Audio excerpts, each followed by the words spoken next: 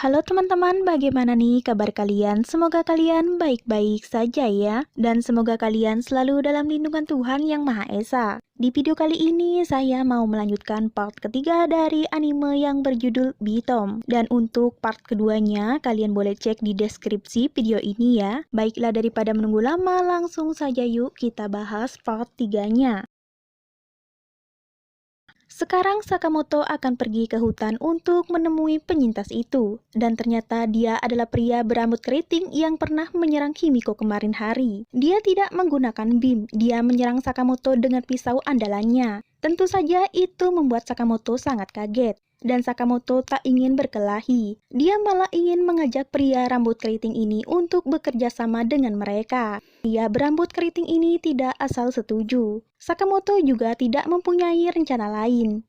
Jadi untuk apa dia harus bekerja sama? Dia terus saja menyerang Sakamoto. Dan di sini Sakamoto juga baru sadar ternyata pria berambut keriting ini tidak sendirian. Dia juga bekerja sama dengan orang lain dan dia adalah Natsume, pengacara yang pernah membantu Kira. Tapi untung saja Sakamoto bisa meloloskan dirinya. Dia menyentrum Natsume dengan senjata milik Himiko. Tapi anehnya pria rambut keriting ini tidak mengejar Sakamoto. Dia malah melepaskan Sakamoto. Rupanya itu hanya taktik belaka. Dia tahu kalau Sakamoto tidak sendirian. Dia ingin Sakamoto mengantarnya ketemu dengan orang-orang yang bekerja sama dengan Sakamoto. Di sini Sakamoto pun sampai ke base camp mereka.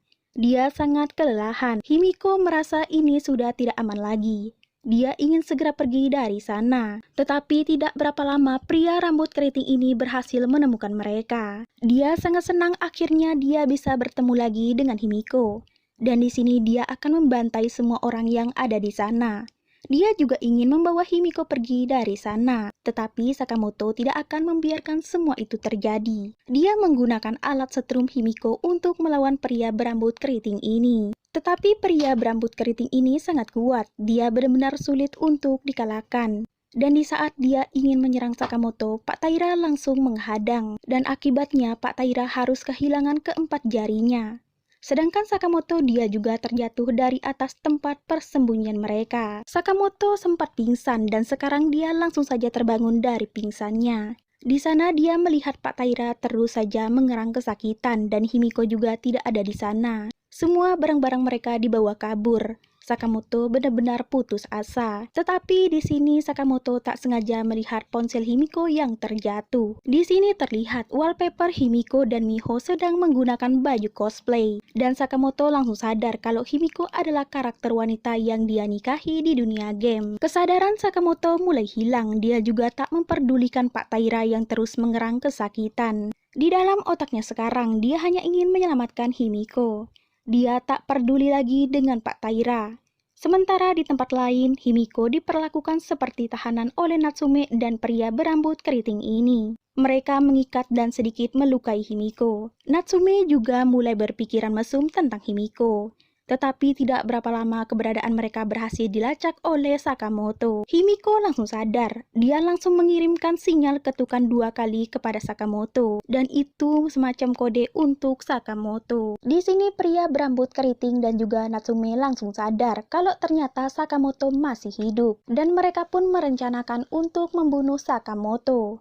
Mereka akan menyusun rencana dan menjebak Sakamoto. Tapi percobaan pertama ini langsung gagal. Pada saat itu hampir saja nyawa Natsume terbunuh. Sementara di tempat lain, Sakamoto berhasil mengatasi bom yang telah dipasang oleh pria berambut keriting. Dan dia juga berhasil menemukan keberadaan Himiko. Himiko sedikit terharu dengan kedatangan Sakamoto. Dan di sini Sakamoto juga langsung memanggil nama Himiko. Himiko kaget dari mana Sakamoto tahu namanya. Sakamoto pun menjawab kalau dia tahu nama Himiko dari cosplay layar handphone Himiko. Dia tahu kalau Himiko adalah Himiko yang ada di dunia game. Dan dia yakin kalau dia dan Himiko telah sering bersama bermain game Bitom selama ini. Apalagi kalau di dunia game mereka juga telah menikah. Tapi di sini Himiko tidak bisa mengaku kalau itu adalah dirinya. Himiko yang ada di dunia game bukanlah dirinya. Dan Sakamoto juga langsung sadar mungkin juga pengakuan Himiko ini benar. Karena game Bitom sendiri sudah terjual sampai 3 juta kopi. Jadi wajar kalau ada nama yang sama di dalam permainan game Bitom. Dan artinya Himiko yang ini bukanlah Himiko yang dia kenal. Dan sekarang mereka harus bergegas untuk pergi dari sana. Tetapi keberadaan mereka sudah berhasil dilacak oleh pria berambut keriting. Dia juga tidak menyangka kalau Sakamoto bisa selamat dari jebakan yang dia pasang. Dan sekarang adalah waktunya pria berambut keriting dan juga Natsume harus menghabisi Sakamoto dan juga Himiko. Tapi untung saja Sakamoto bisa melumpuhkan Natsume. Sementara di tempat lain, pria berambut keriting ini berhasil menyandera Himiko. Dia akan menggunakan Himiko untuk menangkap Sakamoto. Di sini Sakamoto harus bersembunyi. Dia akan menunggu pria ini lengah. Dan sekarang adalah waktunya. Tetapi Sakamoto malah salah langkah. Ternyata Sakamoto sendiri yang terjebak. Sakamoto hampir saja terbunuh oleh pisau pria berambut keriting ini. Dan Sakamoto hanya bisa pasrah. Mungkin dia akan mati di pulau ini. Rupanya Himiko dengan segenap kekuatannya mencoba untuk melawan pria berambut keriting ini. Dia diam-diam memasang bom asap ke tubuh pria berambut keriting ini. Dan mereka berdua pun harus segera kabur dari sana. Mereka harus memanjat sebuah lubang untuk naik ke atas. Sakamoto berhasil keluar dan sekarang giliran Himiko. Tetapi rupanya pria berambut keriting masih belum menyerah. Dia terus menarik kaki Himiko dari bawah. Tapi untung saja Sakamoto masih mempunyai satu bom waktu untuk menghabisi pria jahat ini. Dan Himiko pun berhasil selamat. Dan karena terlalu senang, Himiko tak sengaja memeluk Sakamoto. Dan adegan ini juga dilihat oleh para pemantau Genbitom yang ada di kota. Di sini mereka tidak bisa kembali untuk menemui Pak Taira. Karena hari sudah semakin malam, jadi mereka takut jika reptil raksasa itu akan memangsa mereka. Dan untuk istirahat, mungkin mereka akan menginap di gedung ini saja. Tapi sebelum itu mungkin mereka harus mengganti pakaian mereka dulu. Dan setelah itu jika Himiko keberatan mungkin Sakamoto akan tidur di sebelah ruangan lain. Tetapi Himiko tidak mau. Dia takut, dia ingin Sakamoto di dekatnya saja. Dan untuk menjaga keamanan Himiko akan membuat batasan untuk mereka tidur. Dan dia harap Sakamoto jangan pernah melewati batas yang sudah dia buat. Dan di sini Sakamoto berpikir mungkin Himiko sudah sedikit mempercayainya. Dan di saat genting kemarin juga Himiko sudah menolongnya dari kematian. Dan di kesempatan kali ini dia ingin mengucapkan terima kasih kepada Himiko karena telah menolongnya. Di sini Himiko tidak bisa menerima ucapan terima kasih Sakamoto. Seharusnya dialah yang berterima kasih. Sakamoto datang menolongnya tanpa bim sama sekali. Seharusnya Sakamoto tak perlu melakukan itu kepadanya. Mereka juga belum pernah ketemu sebelumnya dan dia tak perlu sampai sejauh itu untuk membahayakan nyawanya demi orang lain. Tapi di sini Sakamoto juga tidak mengerti. Pada saat itu Pak Taira kehilangan jarinya. Dia jatuh dari gedung dan mungkin dia tidak bisa berpikir jernih. Dan setiap kali dia terdesak, dia seolah-olah menjadi orang lain. Dan dia juga sempat mengira kalau Himiko adalah Himiko yang dia tahu di dalam game. Dan teman-temannya yang ada di dunia game adalah segalanya baginya. Dan dia sangat bersyukur kalau Himiko berhasil selamat. Dan di sini Himiko tak banyak omong, dia terus menangis karena dia tidak bisa mengatakan yang sejujurnya kepada Sakamoto kalau dia adalah Himiko yang emang Sakamoto kenal di dunia Genbitom. Dan dia adalah istri Sakamoto di dalam game. Tetapi tidak berapa lama sebuah cahaya senter muncul di atas kepala Himiko. Himiko langsung ketakutan dan berteriak. Dia sangat takut karena orang itu seperti hantu. Dan di sini Sakamoto juga langsung melacak orang tersebut menggunakan sonar. Tetapi tidak ada jejak sama sekali. Di sini dia sedikit ragu. Mungkin saja Himiko telah mimpi buruk setelah seharian mengalami kejadian yang buruk. Tetapi Himiko yakin kalau yang dia lihat tadi bukanlah mimpi, itu nyata. Dia yakin kalau orang tadi adalah wanita. Sakamoto pun mulai melacak kembali, tetapi dia tetap tidak bisa menemukan keberadaan musuhnya. Dan di sini mereka akan berpencar untuk mencari orang itu. Tetapi secara kebetulan mereka melihat sebuah cahaya yang ada di salah satu ruangan gedung kosong ini. Sakamoto harus langsung memeriksa ruangan bercahaya itu. Dan setelah sampai di sana, ruangan itu tampak kosong dan ruangan itu tampak seperti tempat tinggal. Tetapi tidak berapa lama Sakamoto mendapat serangan dari belakang. Untung saja Sakamoto segera menghindar, kalau tidak lehernya mungkin sudah putus. Di sini Sakamoto terus melawan sampai wanita ini terjatuh dan pingsan. Dan pantasan juga Sakamoto tak bisa melacak keberadaan wanita ini. Rupanya tangan kirinya sudah terpotong.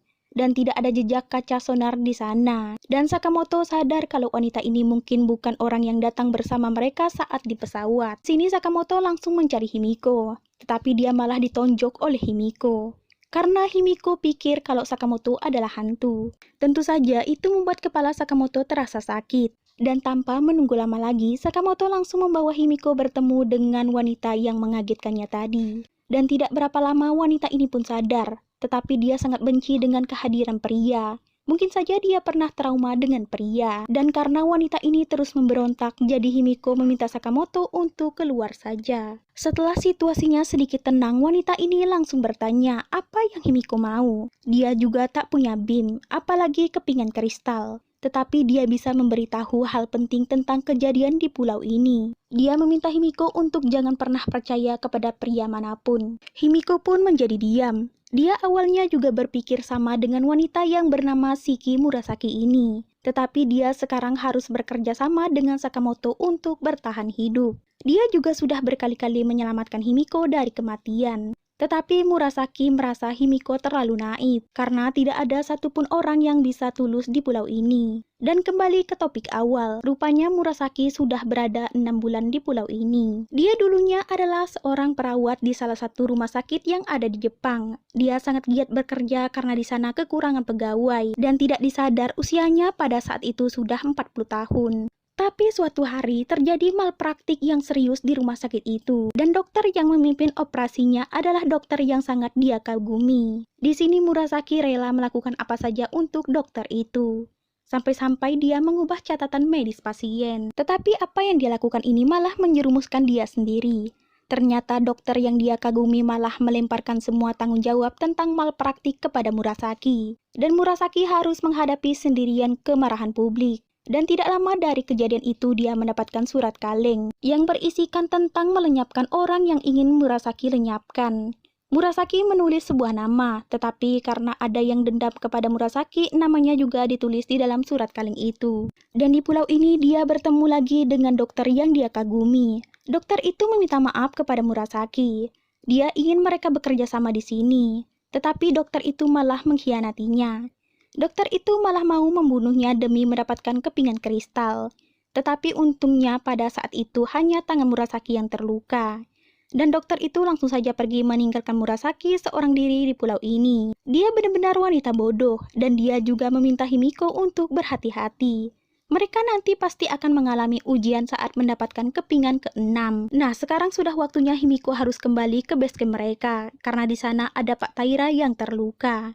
Dan di sini Himiko pun menceritakan semuanya kepada Sakamoto. Tetapi tidak dengan cerita kepingan ke-6 mereka akan mengalami ujian. Tapi walaupun begitu, Sakamoto tetap bersemangat untuk mengumpulkan semua kepingan. Dia ingin mereka semua lolos. Kemudian Sakamoto akan membajak helikopter. Setelah berhasil, mereka akan pulang bersama Pak Taira, Nona Murasaki, dan juga Himiko. Sementara di tempat lain, Pak Taira akhirnya mendapatkan penanganan dari seorang dokter yang berbaik hati untuk mengobatinya. Dia adalah Death, dokter penyintas yang kebetulan lewat. Di sini Pak Taira sangat senang, akhirnya ada orang baik yang mau mengobatinya. Tapi rupanya dia adalah orang jahat yang berpura-pura baik. Dia menyelamatkan Pak Taira supaya Pak Taira bisa berguna untuknya di kemudian hari. Dan tidak berapa lama Sakamoto dan Himiko kembali. Mereka terlihat sangat emosi ketika melihat Pak Death. Tapi di sini Pak Death berusaha meyakinkan Sakamoto dan Himiko kalau dia adalah orang baik. Dan dia juga yang telah membantu Pak Taira. Dan Pak Taira juga membenarkan apa yang dikatakan oleh Pak Death. Pak Taira mengatakan kalau Pak Death adalah orang yang baik. Dan Sakamoto langsung mempercayainya. Di sini Sakamoto langsung saja meminta maaf kepada Pak Death kalau dia sudah sempat seujon kepada Pak Death. Dan dia juga ingin kalau Pak Death menunjukkan BIM yang dia miliki. Dia ingin tahu apakah Pak Death memainkan game ini atau tidak. Pak Death tanpa ragu langsung saja menunjukkan semua BIM-nya. Ternyata dia memiliki BIM pengendali dan dia juga sama sekali belum pernah menggunakannya. Dan setelah memeriksa semua BIM Pak Death, Sakamoto langsung mengembalikannya kepada Pak Death. Dan di sini Sakamoto langsung saja bertanya kepada Pak Death, apakah dia mau bekerja sama dengan Sakamoto dan juga teman-temannya. Sakamoto juga menjelaskan tentang rencana mereka. Kalau mereka nanti akan mengumpulkan semua kepingan. Setelah terkumpul semua, mereka akan memanggil helikopter dan membajaknya. Tapi Pak Death berpikir kalau itu tak semudah yang Sakamoto bayangkan. Dan yang paling membuat semuanya kaget adalah Sakamoto mengatakan kalau mereka sudah mengumpulkan 3 kepingan kristal. Dan mereka harus mencari 5 keping lagi. Mendengar hal itu, Pak Det langsung saja setuju untuk bekerja sama dengan Sakamoto dan juga yang lainnya. Dan tidak berapa lama sebuah helikopter datang lagi menerbangkan parasut. Dan mereka harus segera pergi untuk mengambil parasut itu. Di sini Pak Taira sangat sedih. Sakamoto terus saja meninggalkannya. Tapi Sakamoto juga tidak. Dia harus pergi untuk mengambil makanan enak itu untuk mereka semua. Di sini anginnya memang sangat kencang. Mereka harus berlari untuk mendapatkan ransum itu. Tapi di situasi seperti ini banyak sekali pemain yang mengejar ke arah ransum.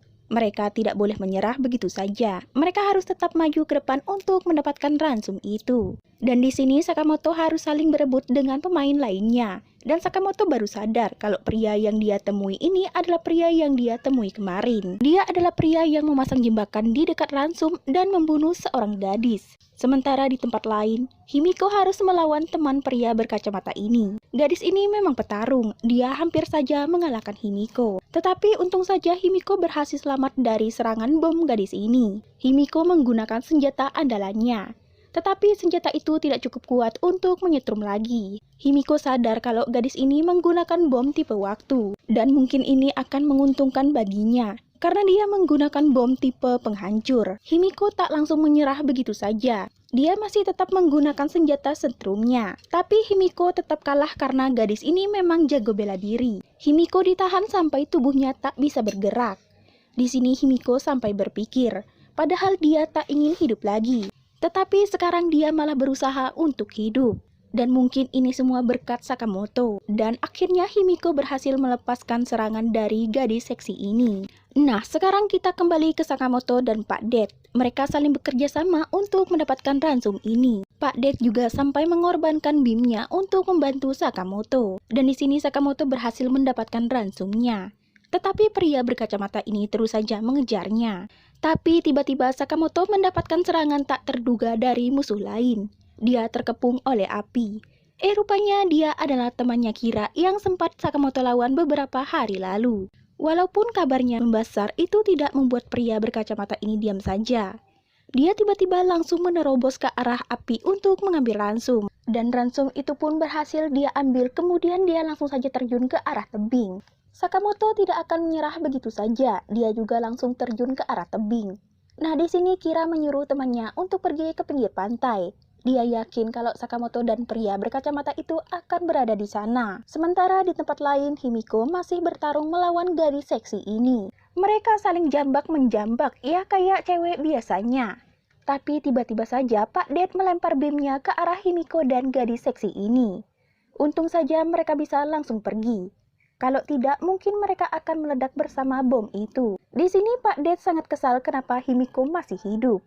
Ia mau tidak mau dia harus berpura-pura baik lagi kepada Himiko. Tapi di sini Himiko sadar kalau Pak Det adalah orang jahat. Dan untuk menyelamatkan hidupnya, dia harus berpura-pura tidak tahu maksud dan tujuan Pak Det sesungguhnya. Sementara di tempat lain, Sakamoto berhasil menepi ke tepian pantai. Tapi tidak berapa lama seorang pria tak dikenal tiba-tiba datang. Di sini pria tua ini melihat sebuah ransum dan dia langsung mengambilnya. Rupanya itu adalah sebuah jebakan. Dan 1, 2, 3 pria ini langsung meledak di dekat bim. Dan tidak salah lagi, itu adalah jebakan yang dibuat oleh pria berkacamata ini. Setelah berhasil mendapatkan kacamata kristal dan ransum, pria berkacamata ini ingin pergi. Tapi Sakamoto menahannya. Sakamoto ingin pria ini meletakkan semua barang yang dia bawa. Kalau pria ini tak menurut, maka Sakamoto tak segan-segan untuk melemparkan bom penghancur ke arah pria ini. Tetapi pria ini langsung menuruti apa yang dikatakan oleh Sakamoto. Sakamoto mulai berpikir, pria ini cukup cerdas dan dia tak mungkin secepat itu menurut. Mungkin pria ini sudah memasang jebakan untuk Sakamoto. Sakamoto sadar mungkin pria ini menggunakan bom aktif terpisah. Dia kemudian meminta pria ini untuk mengangkat kedua tangannya. Rupanya tidak ada remote control di sana. Sakamoto pun mulai berjalan ke arah ransum dan beberapa tas bom lainnya. Dan tanpa menunggu lama lagi, rupanya pria ini menyimpan remote control yang di mulutnya. Dan bom pun berhasil dia ledakan. Dia sangat senang, akhirnya rencananya berhasil. Tapi saat dia memeriksa sinyal sonar, rupanya Sakamoto masih hidup dan belum mati. Nah teman-teman, itu tadi adalah part ketiga dari anime yang berjudul Bitom. Bagaimana nih menurut kalian alur cerita anime ini? Komen di bawah ya. Dan untuk part 4-nya akan segera menyusul. Bye-bye.